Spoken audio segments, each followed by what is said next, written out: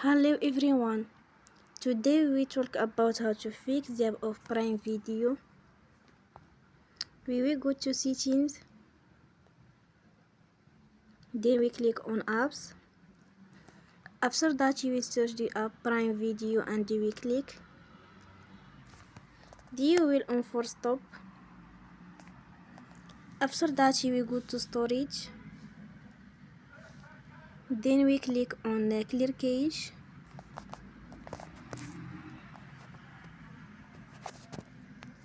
You will go to Play Store and you will update your app.